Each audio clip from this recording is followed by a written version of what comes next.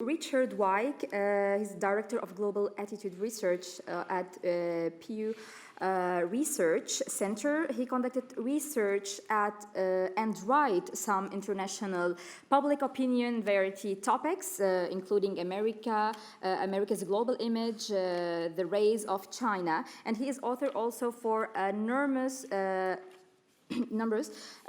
Pew Research Center release, including studies on international views of the U.S. and the Arab Spring and the social network around the world.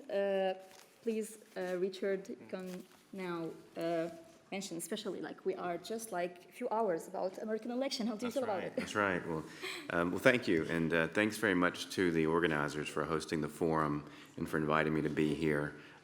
It's a great opportunity, and I really appreciate the chance to talk with all of you today.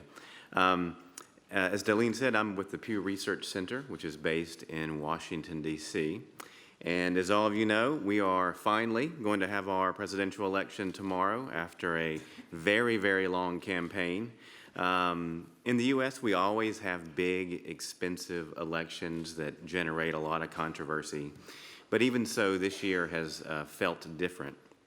And it's been different in some ways that have led people to raise serious questions about the health of democracy in the U.S. And, these questions are definitely also on the mind of average Americans. We conducted a poll recently in which 56% of Americans said they didn't think that Donald Trump respected democratic institutions and traditions. So that's a majority of Americans who say that about one of the two leading contenders for the presidency. And 37% also said this about Hillary Clinton. There's also been unprecedented questions about the legitimacy of our elections during this campaign. On the campaign trail, Trump has repeatedly raised questions about the legitimacy of elections, suggesting that somehow the vote will somehow be rigged against him. And 56% of his supporters say they have little or no confidence that the election will be open and fair. It's just 11% among Clinton supporters. So some fundamental elements of our democracy are now being discussed in ways that they haven't been for many years. And of course, the U.S. Is hardly the only country where the health of democracy has had questions raised about it in recent years. At the Pew Research Center, what we do is we study public opinion around the world on a variety of different topics related to democracy and to the type of public opinion environment that is conducive to democracy. And so what I thought I'd do today is go through some of the troubling signs that we've seen in our global surveys, as well as some evidence that maybe there's still a lot of resiliency in democratic attitudes, and also talk a little bit about the relationship between education and democratic attitudes. So let me start off by talking about a few what we might think of as discontents we see in our surveys around the world. And the first one's economic discontent. I agree with Joan that the right-wing populism that we see in Europe and the United States is not being solely or even primarily caused by economic issues, but it's probably some part of the story.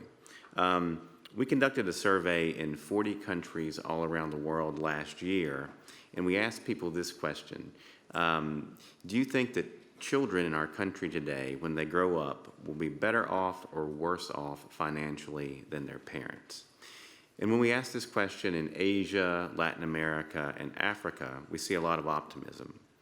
But in the Middle East, and especially in the U.S. and Europe, we see a lot of pessimism. 60% of Americans say that they think the next generation will be financially worse off than their parents. And across the 10 European countries we surveyed, 64% say worse off. So to me, this is an important finding because it highlights the fact that it's not just the current economic situation and difficulties that people are worried about. It's the long-term economic future, and it's the prospects for their children. And beyond Europe and the U.S., our surveys highlight the fact that inequality is a truly global concern.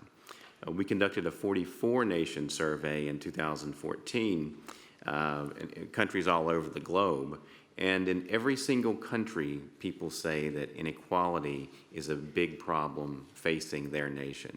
And in 28 countries, they said it's a very big problem. So economics, I think, is one factor behind public discontent. Another factor relates to culture and identity. In many European nations, we have a significant number of people in our surveys who say they believe the growing diversity of society is making their countries a worse place to live. We see a variety of different attitudes towards Muslim minority communities in European nations. It varies a lot across Europe, but in many nations we see negative views towards Muslims that are disturbingly common. In Hungary, 72% say they have an unfavorable opinion of Muslims in their country. It's 69% in Italy, 66% in Poland, 65% in Greece. So in many countries, we see some very negative views about Muslim communities. And of course, the anxieties that people feel about culture and identity aren't limited to Europe. For instance, in many parts of the world, we get big majorities of people saying that they're worried about losing their traditional ways of life. And some people believe that today's communication technologies are having a negative impact on culture and morality. We did a survey in 32 middle and lower income countries a couple of years ago, and we asked people about the impact they think that the internet is having on different aspects of life in their country. And people generally said they thought it was having a good impact on education and on the economy. They were mixed in terms of the impact on politics. But on the whole, they tended to say that the internet was having a negative impact on morality in their country. So these are just a few examples of the many ways in which people, I think, have anxieties about big global changes that are having an impact on their lives, on their countries, and on their culture. On the one hand, people often embrace this new interconnected world that we all share. They recognize that the movement of people and ideas across borders is giving people new opportunities they've never had before. But these changes have also generated a lot of difficult and deep moral and economic concerns that people have. And I think these concerns are a factor that's shaping politics in many countries. And sometimes they're driving the darker political tendencies that we see in many countries. So just to cite another example from the US, we recently asked people this question. Compared with 50 years ago, do you think that life is better, worse, or about the same for people like you in America? 59% of Clinton supporters said that life is better for people like them. 81% of Trump supporters said that life is worse for people like them. So, this speaks to this sense of loss that many people have in the United States and other countries. They feel like they've lost status due to these big changes that are taking place around the world. And if you think about Donald Trump's campaign slogan, "Make America Great Again," it speaks to these fears that people have in a very effective way as far as campaign slogans go. So there are a variety of different discontents that people feel around the world, and these challenges are being exacerbated by the fact that in many nations, there's a lack of confidence in political institutions that should be helping address these challenges. There's a question that we and others have asked in the United States going back to the 1950s. Do you trust the government to do the right thing most of the time? So back in the 1950s and early 1960s, you had big majorities, 70% or more in the United States saying, yes, I think the government does the right thing most of the time. Over the last few years, when we've asked this question, we've gotten percentages that are at or near an all-time low. Just 19% said they trusted the government the last time we asked this question late last year. In Europe, we also see a lack of confidence in institutions, especially in the European Union. We do see a lot of declining faith in traditional mainstream political parties. We'll actually have a report out in a few weeks that looks at views of political parties in Europe, and it's going to highlight the extent to which people have negative views of political parties from all across the political spectrum in Europe. And there's also a lack of confidence in many emerging and developing countries. Across 32 middle and lower income nations we polled, a median of 61% said they are dissatisfied with the way the political system is working in their country. In many of these countries, corruption is important because it weakens public confidence in politics. Next week, we're going to have a report out on public opinion in South Africa, Kenya, and Nigeria, and it's going to highlight the extent to which people see corruption as a top problem facing their country, and maybe even more importantly, the fact that a lot of people are not optimistic that they're going to be able to make progress against corruption. So people have strong concerns, and they don't always feel like the institutions of representative democracy are doing a good job of addressing those concerns. So survey research gives us a lot of reason to be worried. At the same time, I think our surveys highlight some reasons for hope as well.